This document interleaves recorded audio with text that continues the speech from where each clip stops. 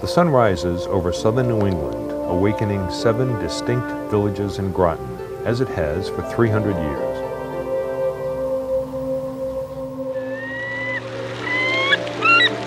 A seagull greets the day in Groton Long Point.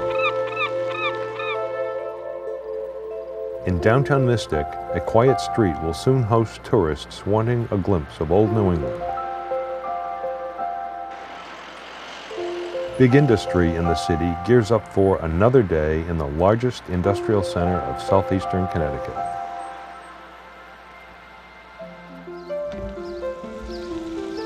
Knowing lobstermen prepare their traps before they voyage out to Long Island Sound.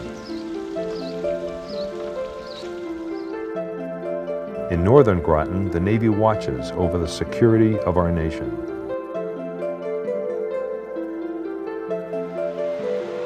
Pequannock Bridge children make their way to the local elementary school.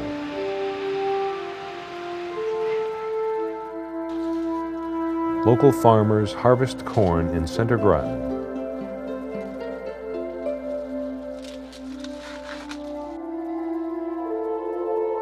All 7 districts, each distinct in character, combine to make up the 38 square miles that is the town of Groton. These 7 districts share a unique past, a common present, and a strong future. Today, Groton is a diverse town of nearly 40,000. Many know of its submarine building industry, the Naval Submarine Base New London, pharmaceutical research and manufacturing facilities, and Groton's tourism. However, Groton's hidden asset is its old New England charm.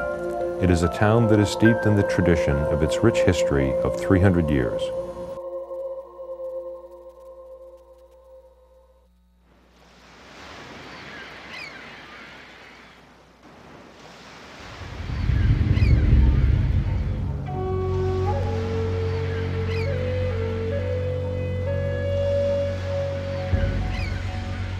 Groton attracted settlers with its distinct geography, navigable waters, and inviting shores. The town is surrounded on 3 sides by water, with the deep and wide Thames River to the west, the shelving shores and safe anchorage of the Mystic River to the east, and Fisher's Island Sound to the south. Between the rivers, the land rises along the granite ledges of Fort Hill, contrasting the broad level Pequannock plains stretching to the sound. Boulders left in the fields and along the shore are reminders of the last ice age. Here, Pequot Indians once lived comfortably in the woodlands, building wigwams, hunting deer, fishing in streams or at the shore. They cleared the wide Pequannock plains to plant their crops. Under their sachem Sassacus, the Pequots were a proud and dominating tribe of the area. With strongholds on Fort Hill and Mystic, they controlled a large part of Connecticut. I believe the major cultural difference that led to the Pequot War was the concept of land ownership. The colonists believed in individual ownership, whereas the Native Americans believed in stewardship of the land. The land provided for them, and therefore they would take care of it. They became keepers of the earth. The culture clash ended with John Mason's attack on the Pequot fort at Mystic, destroying Pequot power. Connecticut and Massachusetts Bay colonies claimed the Pequot territory by right of conquest. The land lay idle until 1645, when John Winthrop Jr., son of the governor of Massachusetts Bay Colony, traveled into this territory, scouting out a site for a new colony. He chose the west side of the great Pequot River, known today as the Thames, planning what would become the Pequot Plantation and later New London. On the way back to Boston, he followed an Indian trail through the plains of Pequannock and coveted the land for a manor farm like the Winthrop's estate in England, called Groton. Pequot Plantation, settled in 1646, included both sides of the Thames River, stretching 6 miles northward from the sea through the present town of Ledyard.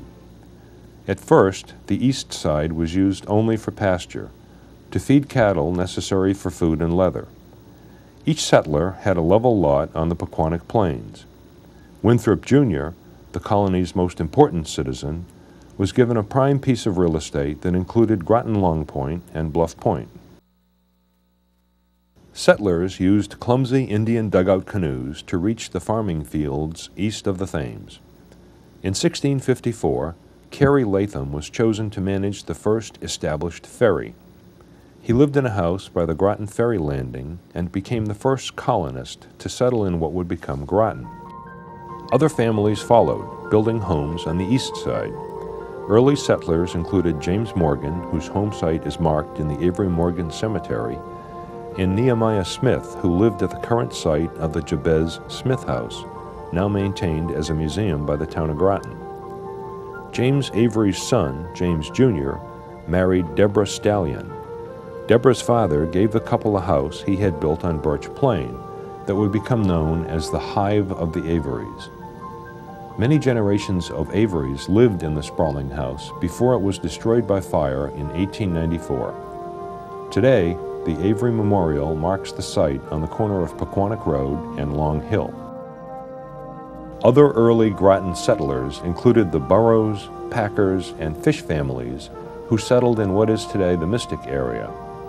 Families such as Fanning, Carey, Bailey, Boddington, and Starr settled in the Groton area. Even though these families lived east of the Thames, they were still bound to the parent Pequot Plantation in New London. In the early days of settlement, people were required by law to go to church every Sunday, or they would have to pay a considerable fine. But there was only one church to a town, and since the church was in New London, the people in Groton had to go there every Sunday. Whatever the weather, hot or cold, they had to tramp across Groton and take the ferry to New London to attend the church there. As early as 1678, James Avery petitioned the General Court in Hartford. In his petition, he reported that 28 families lived east of the Thames and had to travel 6 or 8 miles overland before reaching the ferry. Unwilling to lose taxes, New London refused the request for years. Reluctantly, in 1702, the east side was allowed to organize a church. The new church was raised in May 1703 at the true geographical center of town before Ledyard gained its independence in 1836. The church was moved and exists today as Groton's first Church of Christ Congregational on Monument Street. Eventually, the church was rebuilt in 1902 and modeled after a church in James Avery's hometown of Ipplepen, England. The distinctive building was constructed from fieldstones collected from homes of early settlers. 2 years after the meeting house was built at Center Groton in December 1705, they held the first town meeting in Groton, and the town was named Groton after the Winthrop estate in Suffolk, England. John Winthrop Jr. was the founder of Pequot Plantation, and the town was named after the manor that he had managed before he came here. Incorporated in 1705, Groton grew gradually as settlers moved from farming to the profitable trades of the sea. Shipbuilding and maritime trade led to prosperity just as the colonies began to chafe under British rule. As hostilities grew between the colonists and England, Groton eagerly joined the cause for independence. Groton militiamen marched to the defense of Boston and joined the Continental Line under George Washington. Throughout the war, many Groton mariners converted their sailing vessels into licensed privateers to prey on British commerce, bringing money into colony ports. To protect the critical Thames harbor, embattled citizens built a fort on the strategic Groton Heights. They named it Fort Griswold in honor of Connecticut's deputy governor. The fort was manned by volunteer troops commanded by Colonel William Ledyard. In the early morning hours of September 6, 1781, a British fleet led by traitor Benedict Arnold attacked Groton and New London. The British overran the brave defenders of Fort Griswold as the Americans went down to defeat with great loss of life. Benedict Arnold used his knowledge of the fort's warning shots to surprise the defenders of Fort Griswold by firing a third shot perfectly timed from a ship. Benedict Arnold knew that 3 shots was the signal that a privateer was bringing in a prize ship, which was generally good news. 2 cannon shot was a signal used by the fort that they were under attack. Benedict Arnold, knowing these signals, fired the third one perfectly timed so that the surrounding countryside thought it was good news, not bad news. Of the 165 Americans who fought, 88 died on the battlefield. According to witnesses, Colonel Ledyard was killed with his own sword while surrendering. There is some controversy surrounding Colonel Ledyard's death. Some scholars have recently felt that Colonel Ledyard may not have been run through with his own sword as the traditional accounts of the battle state, and dispute some of the first-hand accounts that were given later of the battle. But irregardless of the manner of his death, he was killed that day by the British in Fort Griswold, as were 87 other defenders of the fort. The British went on to burning buildings in New London and Groton. In 1830, a monument was erected at the battle site to honor its brave defenders. The monument was constructed of native material and was originally built to the height of 127 feet. Its height was raised to 135 feet in 1881 to mark the centennial of the battle. The Fort Griswold Monument predates the famous Bunker Hill and Washington monuments. Today, Fort Griswold is a state park and the only intact Revolutionary War battlefield in Connecticut.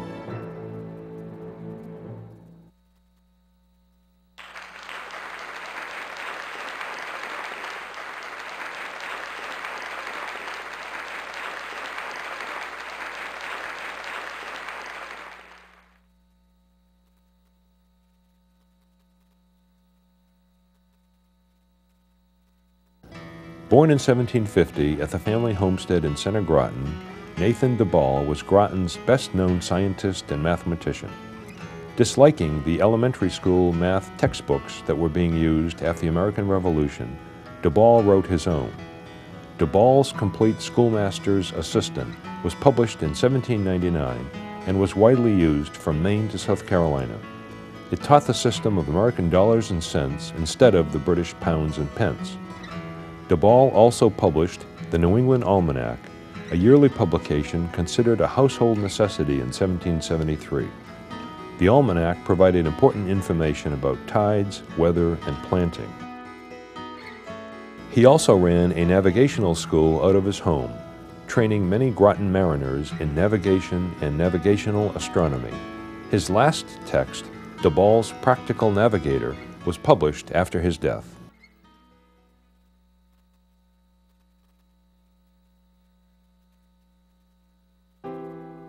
Although Ohio-born and bred, Marielle Jobe made her mark on Groton with a summer camp for wealthy young women from 1916 to 1930. The camp was located on land along the Mystic River.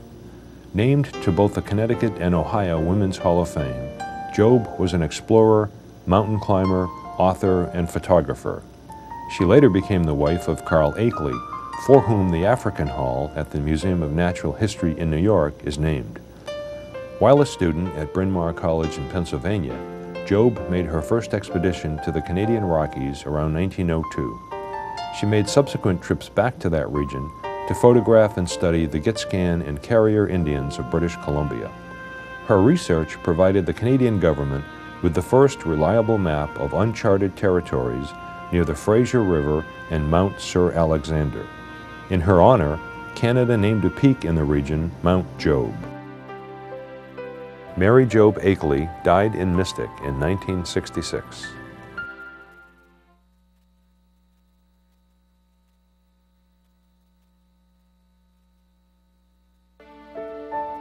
Anna Warner was born in Groton in 1758. Orphaned young, she was raised by her grandmother on a farm on Candlewood Hill. Her uncle died from wounds he suffered in the Battle of Groton Heights in 1781.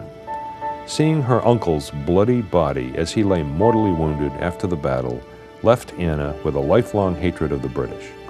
In 1814, more than 30 years later, when war with the British was imminent and New London and Groton seemed like likely targets, Anna Warner Bailey, now a tavern keeper at Groton Bank with her husband Elijah, was ready to aid the cause. Her chance came quite unexpectedly. Local militia had manned Fort Griswold to prepare for a possible attack. When a soldier from the fort came looking for gun warding for defense of the fort, Mother Bailey took off her petticoat in the street and gave it to him. He took it back to the fort and it flew from the flagstaff for the defense of their country. And Mother Bailey was thereafter famous nationally for her great deed. Although the British never attacked, Mother Bailey's grand gesture gained her national fame. Newspapers hailed her as the war's greatest female patriot. Celebrities came knocking at her tavern door. Among her visitors were General Lafayette and Presidents James Monroe, Andrew Jackson, and Martin Van Buren. Groton's most celebrated heroine died in a house fire in 1851 at the age of 93. The local chapter of the Daughters of the American Revolution bears her name.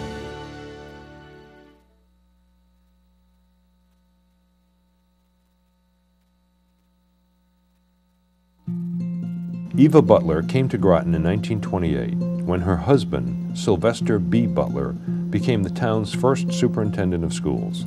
She had developed a keen interest in American Indians and was thrilled to be living where the mighty Pequots once roamed. She set out to learn all she could about the local tribes, discovering almost immediately that most Indians preferred not to acknowledge their heritage or even admit that they were Indians. I believe Eva gained the trust of the local Native Americans by trying to tell their story. In the past, the Native American story was told by the colonists, and a lot was not always true. And I think the fact that they allowed her on the reservation to take pictures of people and different sites on the reservations also gained their trust. Undeterred, Butler, always the researcher, visited archives in Connecticut, Rhode Island, and Massachusetts, reading land records, diaries, and court papers about the Indians. She filled dozens of notebooks with information about their lives, their lands, and their travels. She befriended Mashantucket Pequot Martha Ann Langeman and Mohegan Gladys Tantaquidgeon and began photographing life in the 1930s on the Pequot Reservation. After receiving a master's degree from the University of Pennsylvania in 1946, Butler began teaching extension courses in her home to students from Willimantic State College. She led archaeological digs in West Mystic, at Millstone and Waterford, and at many sites in Ledyard. She lobbied the state legislature, leading a campaign to preserve Indian burial sites and homes. All the while, her collection of notes, artifacts, and information about local Indians was growing. She broadened her teaching to include children, opening a children's museum in New London, which eventually became the Thames Science Center. I knew Eva Butler. She was dark and intense. Some people thought that she had Native American blood, although she didn't. She lived in a big house on Gallop Hill Road and taught classes there. I took many of her classes. The house was stuffed with notebooks and with books, and under the bed sometimes she kept an Indian skeleton. Finally, in 1966, she found a home for her collection, the former Mystic National Bank building in Old Mystic, which became the Indian and Colonial Research Center. Butler died in 1969, but her research and collections provided materials that have helped the now federally recognized Mashantucket Pequot tribal nation to reconstruct its history.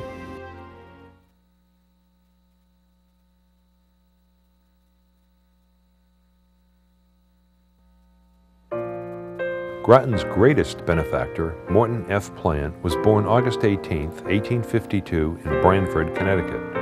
Although Plante was heir to his father's fortune in the railroad and steamboat industries, his savvy business skills brought him great fame and even greater wealth. Plante came to Groton at the turn of the 20th century to build his summer home, which he named Branford House. Designed by his first wife, the mansion was built at a cost of $3 million. His magnificent estate included expansive gardens, greenhouses, and a large working farm. Today, his estate is home to the University of Connecticut's Avery Point campus. Plante was also known for his generosity. In 1905, Groton badly needed a place to hold town meetings, and philanthropist Morton Plante offered to build a fine brick building in Pequannock for that purpose for the town. It was dedicated in September 1908. More than 2,000 people came by auto, horse and wagon, and by trolley car. And in return for the gift of the building, the town gave Morton Plante a fine silver loving cup. To dress up the area near Branford House, Plante took on what could be arguably Groton's most ambitious building project in 1905. Morton Plante was a great spectator at the Yale-Harvard regatta races held on the Thames River.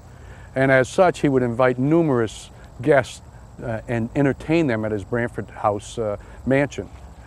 Well, the number of guests became so great that they could no longer, the mansion could no longer accommodate all the guests. So he decided he would buy the old Fort Griswold house, which was located approximately about a half a mile from his mansion. About a year later, he felt that that structure was a little bit too small, so he decided he would tear that down and build a new hotel with 400 rooms. Well, interestingly, because money was no object to Mr. Plante, he hired about 200 construction workers, and in less than 6 months, 225 days, he tore down the old hotel and built the new hotel, the Griswold Hotel, which became one of Groton's famous landmarks. The Griswold Hotel's popularity drew visitors from all over during the early years of the 20th century, including the Astors, Rockefellers, and Vanderbilts. Its popularity would continue for decades. The hotel would later fall into disrepair and would be torn down in 1969. Today, a portion of the town's municipal golf course occupies the hotel site. Outside of the business world, Plante was a renowned yachtsman who entered many international races. He was also a baseball enthusiast and owned the New London Planters of the Eastern League. Today, that team is remembered as one of minor league baseball's top 100 teams of all time. Although he was a generous man, Morton F. Plante was also a very private man. Few photographs of him exist. Plante died of pneumonia in 1918 in New York City.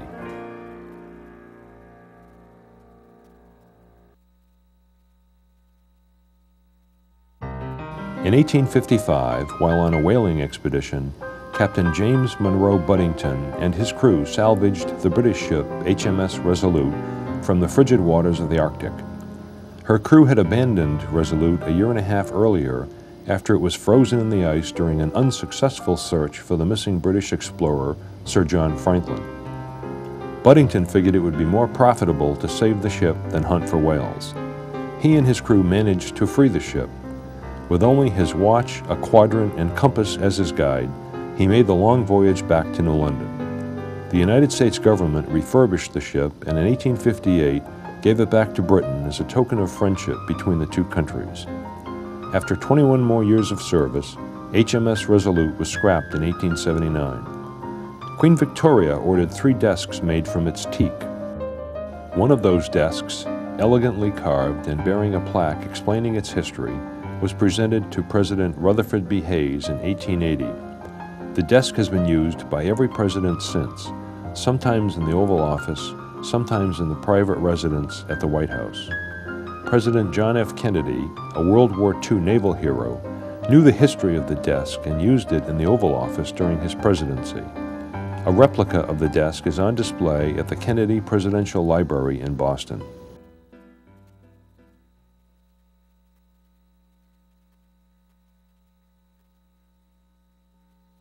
Carl Custer Cutler was born in 1878 and came to Mystic in 1928. His wife, Helen Irving Cutler, was descended from the Packers, one of Mystic's earliest families. The couple lived in Helen's family homestead on Irving Street in Mystic. Cutler was a graduate of Brown University and had been a practicing lawyer in New York City. A renowned maritime historian, preservationist, and author, He was one of the 3 men who founded Mystic Seaport in 1929. Cutler worked tirelessly to preserve America's maritime history. He was convinced the wooden boats and maritime artifacts of the 19th century would eventually disappear or be turned into scrap if the country didn't recognize their importance. In 1941, he brought America's last wooden whaling ship, the Charles W. Morgan, to Mystic from New Bedford, Massachusetts. It became the centerpiece of his Maritime Museum. In 1961, Groton honored him by naming its new junior high school in Mystic after him. Mr. Cutler died in 1966. He and his wife are buried in the Packer Cemetery.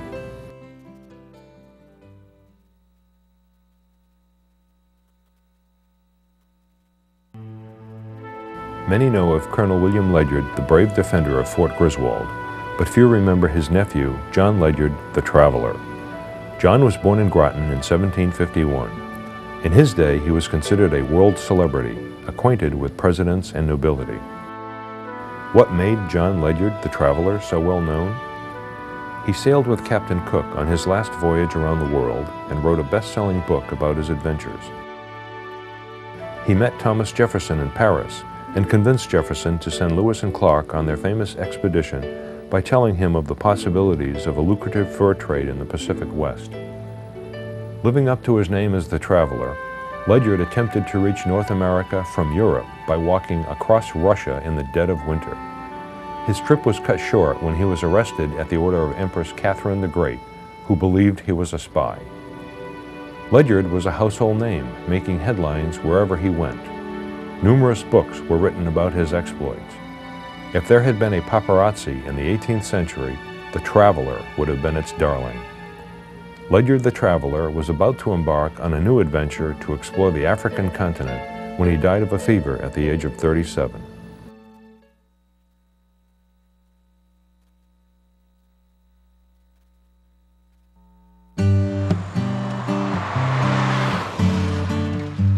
Many people travel on the Clarence B Sharpe Highway in Groton every day, but few know of its namesake. Ohio-born, Clarence B Sharpe came to Groton in the early 1940s to supervise construction of the Gold Star Memorial Bridge. He liked the area so much, he joined the Whaling City Dock and Dredge Corporation as the general manager. He later bought the company that built the piers at the subbase, electric boat, and the Naval Underwater Systems Center in New London. Sharpe was also active in local politics for nearly 2 decades, serving as mayor of the city of Groton in the 1960s. During his tenure, the city installed sewers and built the City of Groton Municipal building. Trained by the Army Corps of Engineers, Sharpe was by profession a road and bridge builder. So it isn't surprising that the road that now bears his name was his idea. Sharpe's conception of what was originally called the Defense Access Highway provided a major artery leading from Interstate 95 directly to Electric Boat, making travel easier for the thousands who worked at the company. Shortly after Sharpe's death in 1974, the Defense Access Highway was renamed in his memory.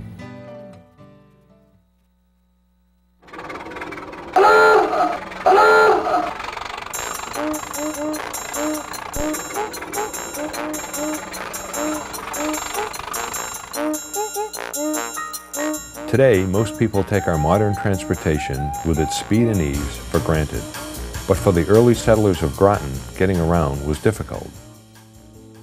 At first, settlers toiled on foot or horseback, following old Indian trails that twisted through the woodlands.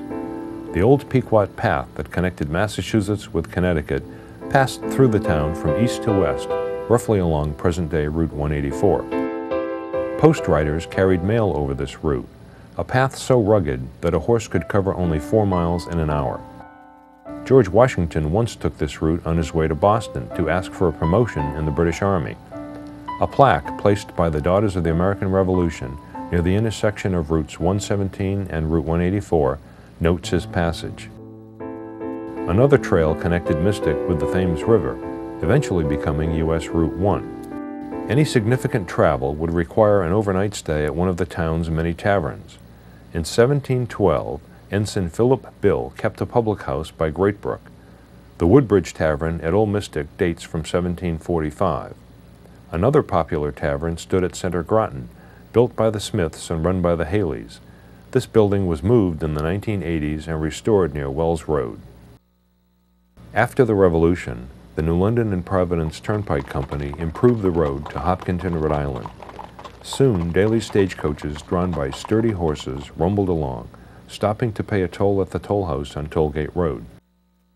To accommodate travelers, Richard Burnett opened his Pequot Hotel at Burnett's Corners in 1840.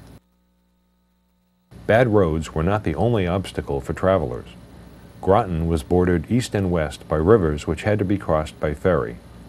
Robert Burroughs manned the first ferry carrying early settlers across the Mystic River in 1664. The first bridge to span the Mystic River was built in 1819. This ended ferry service on the east side of town. The deep and wide Thames River on the west side of town was a greater problem. Carrie Latham's family ran the ferry there for 50 years, first using an Indian dugout canoe and later a scow large enough for 5 horses. Ferries were always at the mercy of the weather, but they crossed regularly. In 1821, a horseboat was introduced. 4 horses worked a treadmill to propel the vessel. In 1849, the noisy steam ferry Mohegan appeared, frightening horses but delighting passengers with improved service. Steam ferries grew larger through the years. The last was the famous Governor Winthrop, which went into service in 1905. It would be the first to carry automobiles.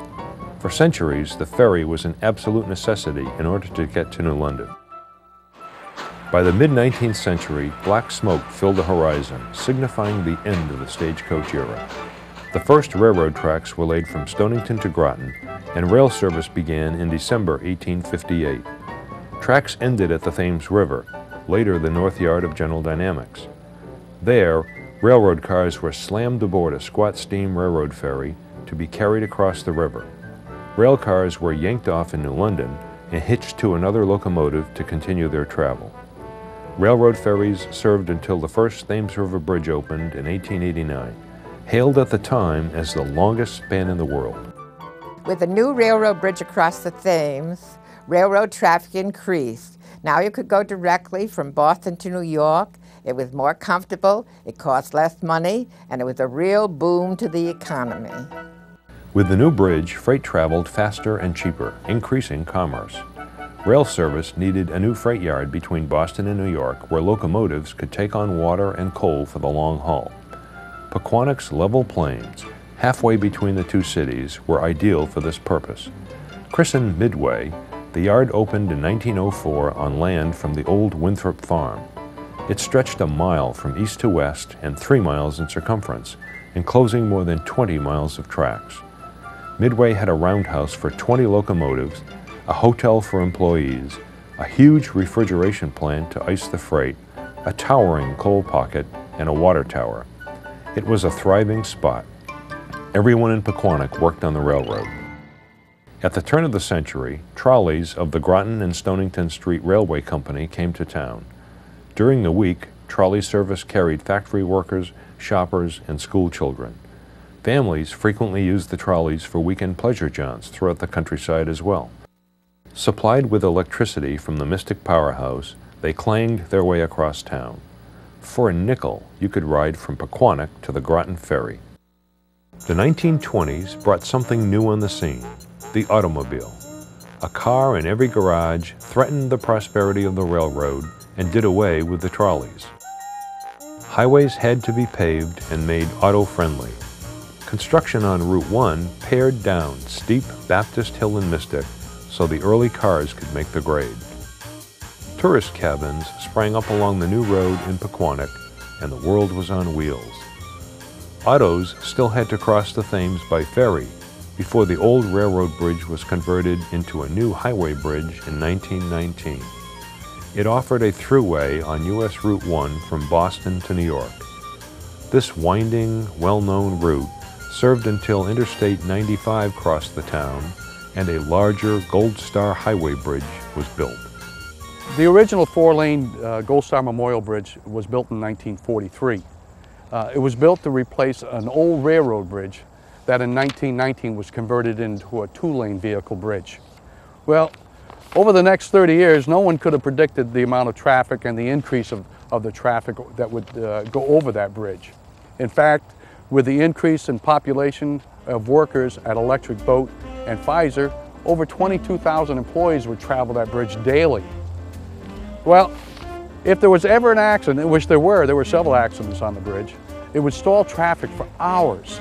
And it got to the point where emergency personnel would have to transport injured people to the Lawrence Memorial Hospital in New London via tugboat. Well, in 1973, the traffic congestion became so bad that they decided that they would build a 6-lane bridge, and they constructed it next to the old Gold Star Bridge. And when that was completed, they converted the Gold Star Bridge into a 6-lane bridge also. So today, both of those bridges handle all the traffic traveling north and south on 95 through Groton and New London.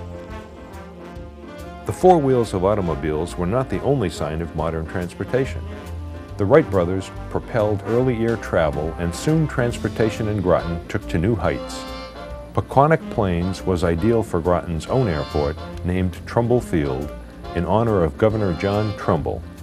The governor flew his own plane in on July 20th, 1928, making the occasion memorable when he crashed into another plane that was about to land. Trumbull Field became the training site for Army and Navy flyers during World War II, and later the home field and repair facility for the Connecticut Air National Guard. The airport was later renamed Groton New London Airport.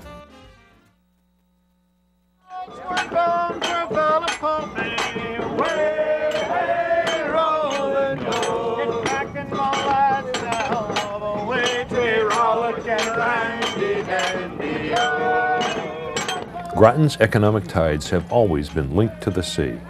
The town has been associated with many kinds of shipbuilding through the centuries. In 1683, John Leeds, a sea captain from Kent, England, built the 20-ton brigantine named Trial at a yard on the Thames River. Another early shipbuilder was Thomas Starr, whose yard was opposite Winthrop's Neck. In 1710, he built the sloop Seaflower. William and Thomas Latham built vessels further south on Groton Bank, where General Dynamics stands today. Groton's first experience in building big ships came in 1723. Englishmen James Stirling and John Jeffrey built a 700-ton vessel, the largest merchantman built in America before the Revolution. In the 1770s, as the rift with Mother England widened and Britain's blockades and harsh import charges put salt, sugar, tea, and other necessities in short supply, privateers began intercepting British cargo ships bound for the colonies. No privateers were more daring, persistent, or successful than those who sailed from the Thames. After the American Revolution, shipbuilding prospered and peaked, with 60 vessels being built between 1784 and 1807. The Embargo Act of 1807 suspended maritime trade, and for the next 8 years, until the War of 1812 was officially over, Groton and Mystic's maritime industry was paralyzed. By the 1840s, the whaling industry thrived in Mystic. Although it was dirty, hazardous, and unpleasant work, many young men from Groton went to sea and made their fortunes. One of Groton's legendary whaling captains, William H. Allen, sailed whale ships out of New Bedford for more than 25 years. He was so lucky that sailors said the whales came to the surface and just waited for him to harpoon them. He made his fortune, and after he retired, he became a selectman in Groton and one of the town's political leaders. By the end of the 19th century, kerosene had replaced whale oil. In 1908, Captain James Waterman Buddington made the last whaling voyage out of Groton. With whaling no longer profitable, there was money to be made in transporting passengers around Cape Horn to California's rich Gold Coast in the mid-19th century. The Elizabeth S. Willits, launched in Mystic in 1854, made 5 such trips. The B.F. Hoxie made 4 trips before being captured and burned by Confederate raiders in 1863. The Mystic-built Andrew Jackson and her Gravel Street captain, John E. Williams, set a record that still stands today. In 1860, he made the trip from New York to San Francisco in 89 days and 4 hours. During the Civil War, Groton built one of the first ironclad steamers for the Union.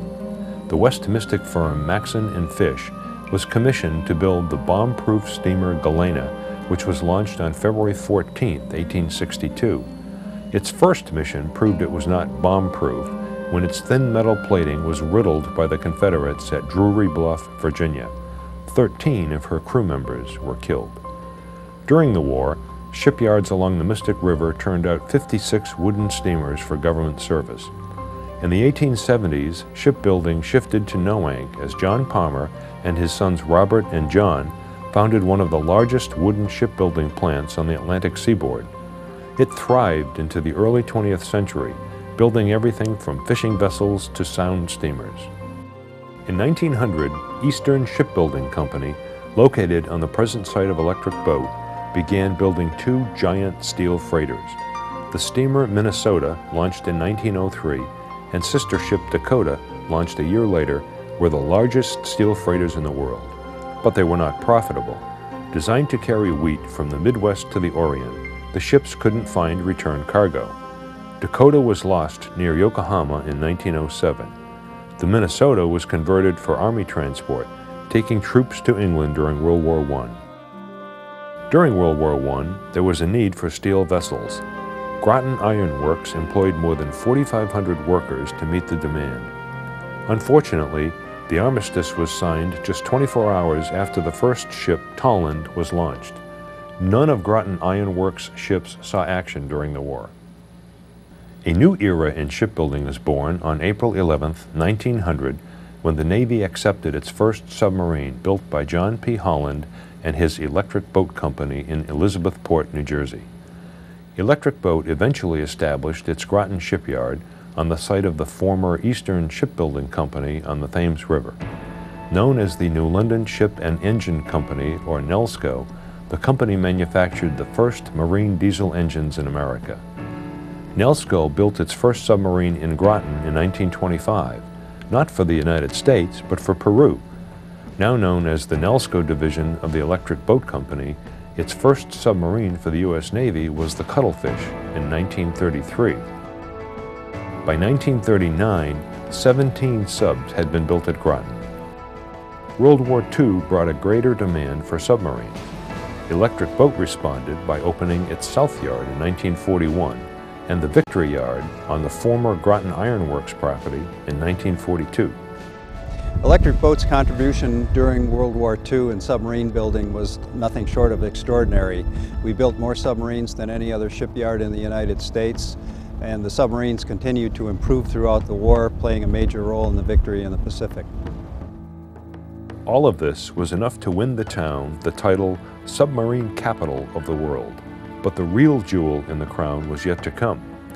On January 21, 1954, First Lady Mamie Eisenhower cracked a bottle of champagne over the bow of the first nuclear-powered submarine, the USS Nautilus.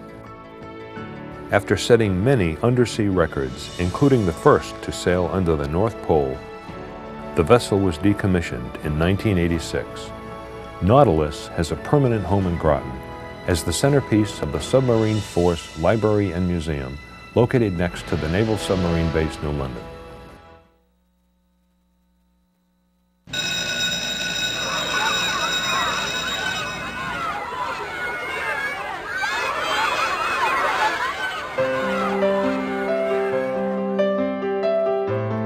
The town's first schoolhouse was built in Center Groton in 1706, and the town's first schoolmaster was John Bonnard.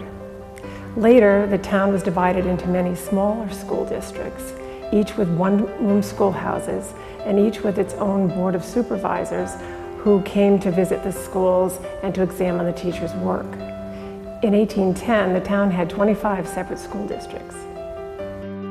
After Ledyard broke away to become its own town in 1836, Groton school districts were reduced to 12. Some of those schoolhouses still survive today, although none are used as a school. The West Mystic Schoolhouse is a private home, as is the Old Mystic Schoolhouse. Mystic Academy, whose original wooden building was replaced by a 3-story brick school in 1910, today has been converted to housing for the elderly. Portersville Academy is the only schoolhouse in Groton that has been restored to its original state. Located in Mystic, the schoolhouse is regularly open to the public. The mid-19th century also saw the beginning of one of the first schools for the deaf. Founded by Jonathan Whipple Sr., the school began in Ledyard, where Whipple originated a system of articulation and lip reading to educate his deaf son. He eventually established the school on the estate of Silas E. Burroughs, overlooking the Mystic River in Groton. Known as the Mystic Oral School for the Deaf, it was operated by a Whipple descendant until 1925, when the state took over the facility. The school closed in 1980. Until 1929, Groton students attended high school in either Stonington or New London.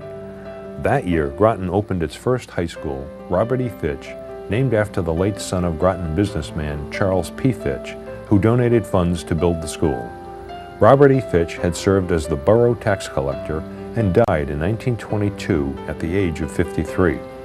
The original building next to Town Hall is now Fitch Middle School. The high school was moved to its current site on the top of Fort Hill in 1956. Groton consolidated all school districts in 1941 and elected a Board of Education charged with overseeing the public schools. Like many towns across the country, Groton responded to the post-World War II baby boom by building new schools to handle the increasing number of school-aged children. The next 20 years would see new school construction all around town. From 1944 to 1954, 6 schools were built, including Claude M. Chester School in Pequannock Bridge and S. B. Butler School in Mystic. Claude M. Chester School was named for a Board of Education member and well-known no-ink undertaker. S. B. Butler School was named in honor of Groton's first superintendent. In 1954, William Seeley School opened in Pleasant Valley. It was named in memory of a neighborhood boy who was the first person from Groton killed in World War II. Seeley was just 18 when he died aboard the battleship Arizona at Pearl Harbor on December 7, 1941. The 1960s saw the final 5 elementary schools established. As the town's population surpassed 34,000, additional classroom space was needed. Northeast School opened on Flanders Road in 1960. Today, it serves as the school administration building. In 1962, the Mary Morrison School opened and was named for a former suffragette and leading member of the League of Women Voters. Colonel Ledyard Elementary School, named after the famous war hero, also opened that year. The final 2 elementary schools opened in 1965. The first was Dr. Charles Barnum School on Briar Hill Road, named for a prominent physician in town who headed the building committee that got Groton its first high school in 1929. Lastly was the Freeman Hathaway School near Old Mystic, named for a no-ink businessman who had been a tireless member of the Board of Education. As the town marks its 300th anniversary, it is about to embark on an ambitious school expansion and renovation project, the first since the post-war building boom ended in 1965. Seeking to meet the needs of the new era, Groton's investment in the school system's future should help guarantee its students a quality education well into the 21st century.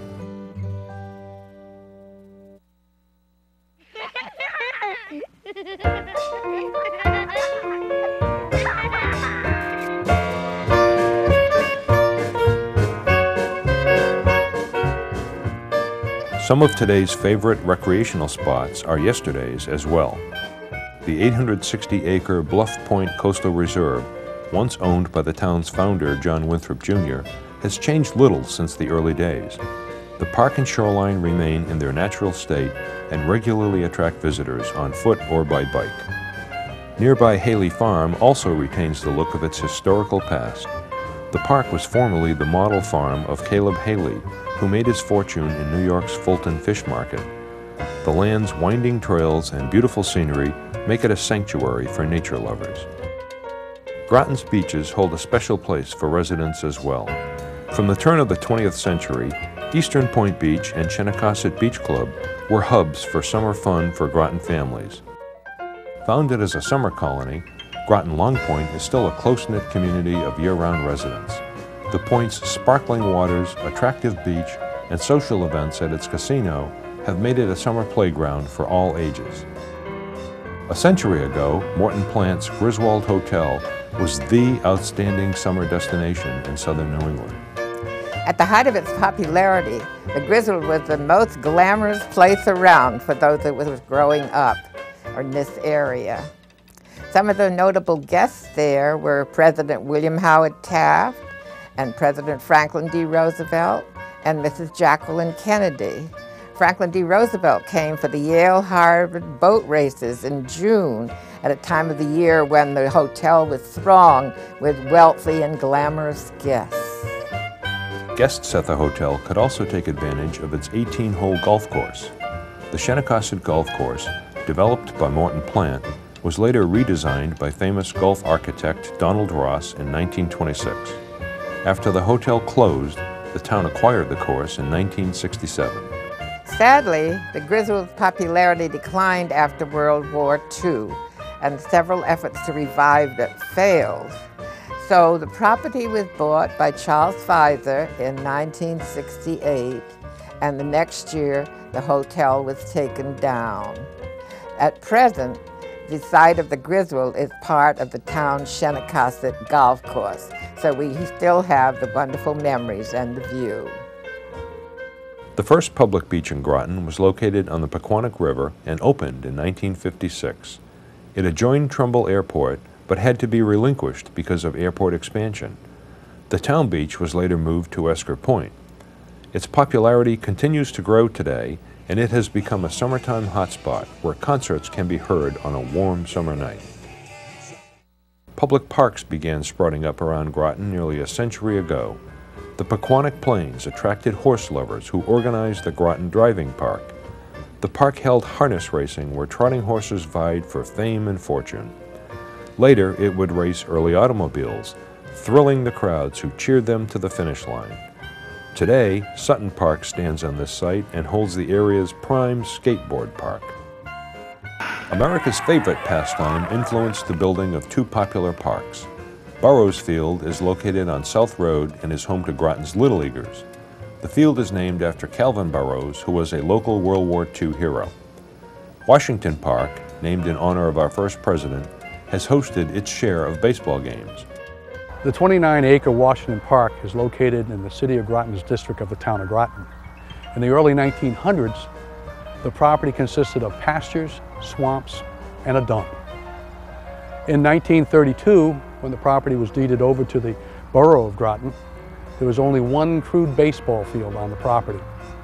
Today, the park has facilities for baseball, basketball, tennis, volleyball, ice skating, snow sledding, children's playgrounds, and picnicking.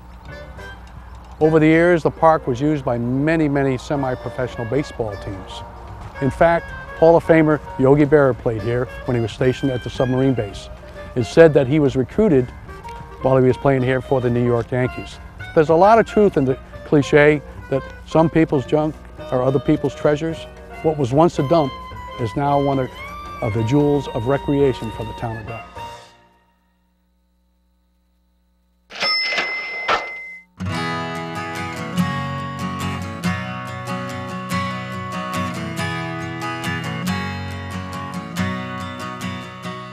Shipbuilding has been the engine that has driven the Groton economy for 300 years.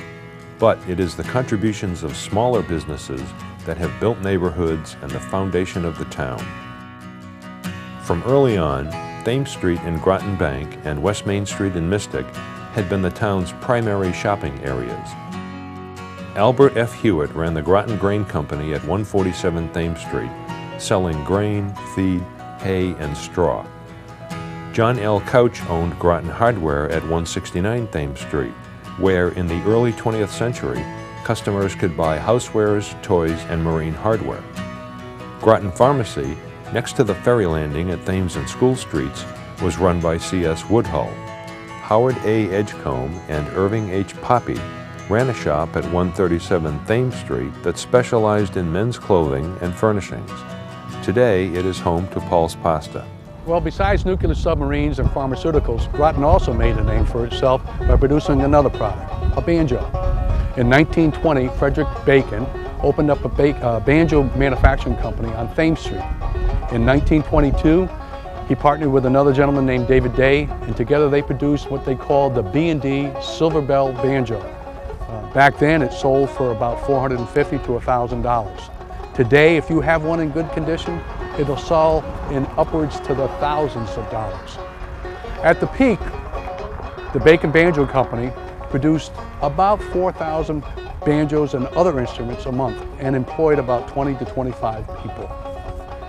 The Great Depression, however, caused the business to go downhill.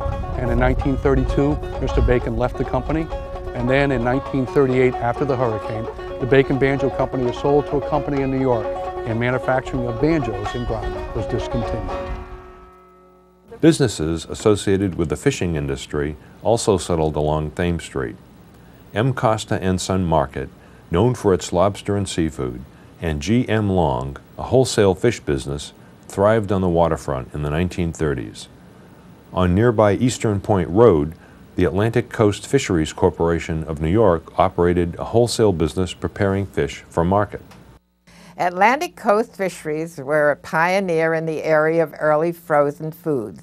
They came to Groton in 1927, bought the old Groton Iron Works site, and produced frozen fillets of haddock. They were in existence at the same time as Birdseye, but they weren't quite successful. They went bankrupt during the Great Depression. On the east side of town on West Main Street in Mystic, businesses provided food, clothing, and other necessities to local residents.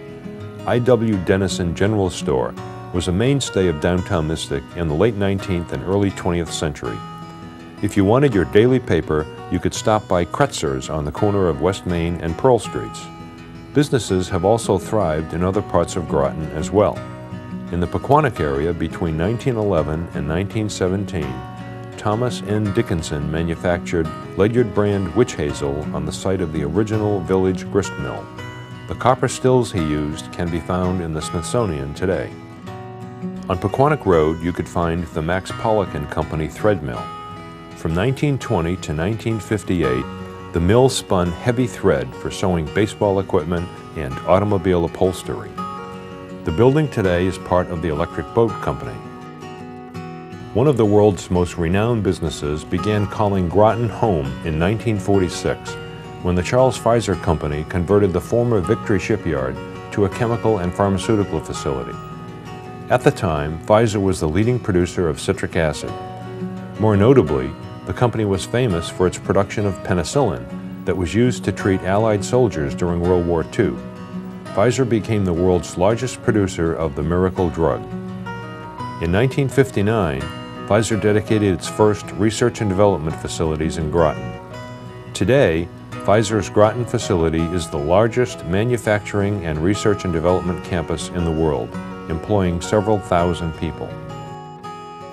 In the early 1950s, as post-war prosperity and growth took hold, Groton's farmlands began a transition. It started with Martin Olson, who built the Long Hill Shopping Center on what for years had been part of the Ackley Farm. Anchored with a First National supermarket at one end and Bastion's Five and Dime at the other, Long Hill Shopping Center, along with Kinney Shoes and Robert Hall clothing stores across the street, suddenly began competing with New London businesses for Groton residents' shopping dollars. This section of Route 1 would later be dubbed the Magic Mile. The Magic Mile had a significant impact on the town because it represented an expansion of the business district, which continues today. Before the Groton Shopping Center was built in the 1950s, the only two places in town to shop were West Main Street in Mystic and Thames Street in the city. And if you look at towns across America of a certain size and population, they all have the equivalent of Groton's Magic Mile because it's a way to measure a town's prosperity.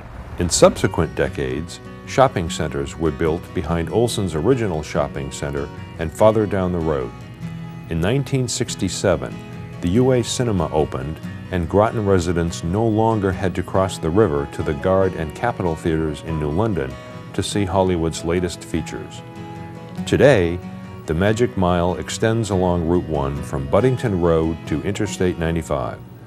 Shopping centers, restaurants, and businesses also can be found farther up Route 12 and along Route 184.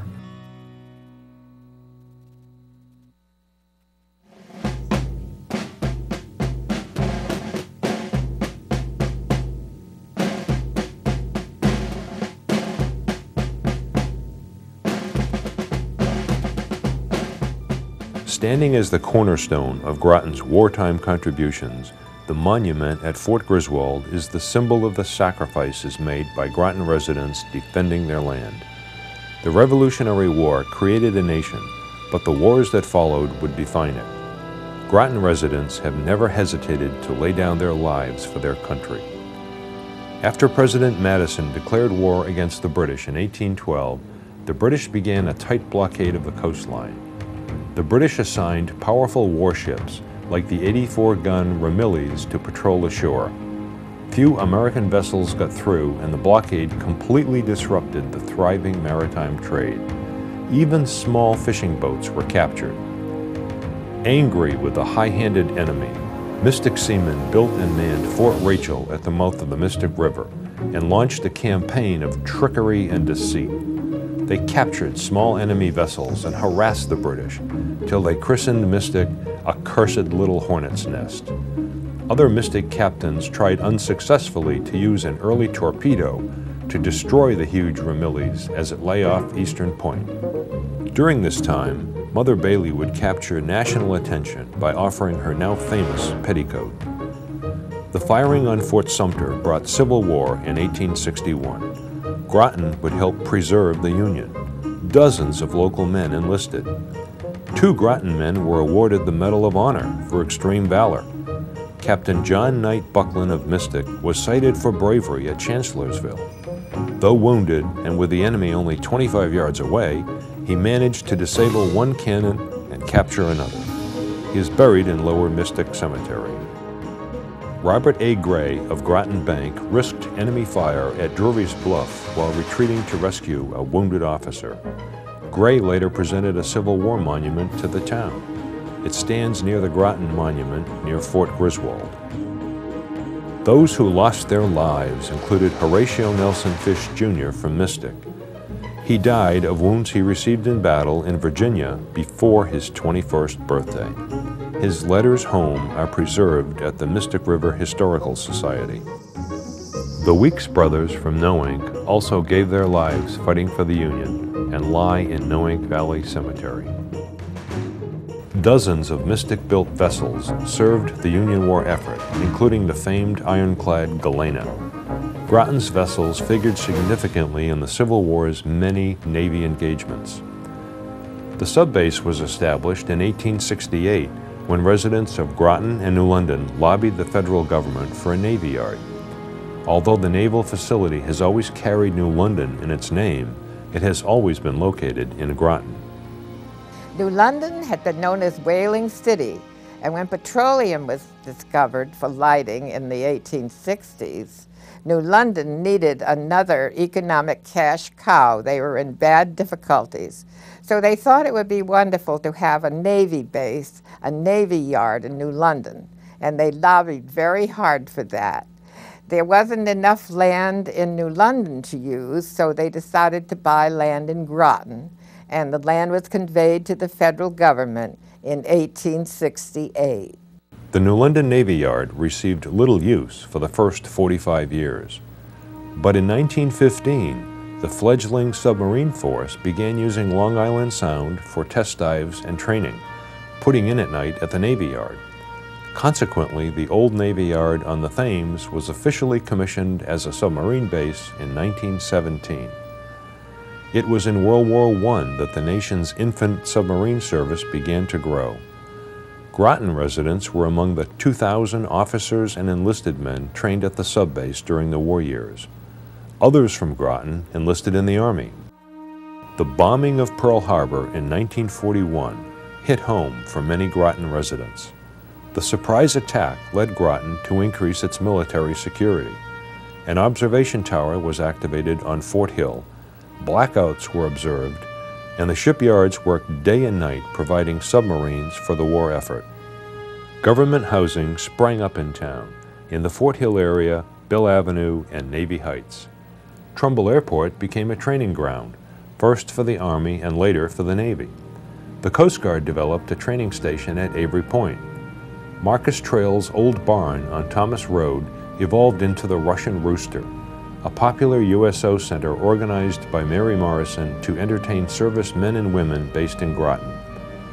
Groton experienced its greatest population boom between 1940 and 1950. During this time, its population increased more than 100% because of the rapid expansion of military presence. In 1961, the Army's 162nd Transportation Battalion was established and would later become the Connecticut Aviation Classified Repair Activity Department, or AVCRAD. It is the largest of 4 National Guard shops in the country and has supplied its expertise to our country's troops in combat. The Cold War challenged our nation in new ways, and Groton's submarine industry distinguished itself as a state-of-the-art technology leader in our nation's defense. The development of the nuclear power submarine has created a vessel with almost unlimited endurance. Electric boat has been in the forefront of almost every innovation since the development of the Nautilus, which we built in 1954. This capability has provided the United States with undersea superiority unmatched in the world. Groton honors its veterans with memorials throughout the town. From Fort Griswold Memorial to the Civil War Memorial on Monument Street, from the World War I Memorial in Mystic to the World War II Memorial at Groton Town Hall, from the Korean and Vietnam War Memorials at the Groton Public Library to the National Submarine Memorial on Thames Street. Groton's heroes are remembered, and the spirit of their sacrifice is woven into the fabric of this historical community.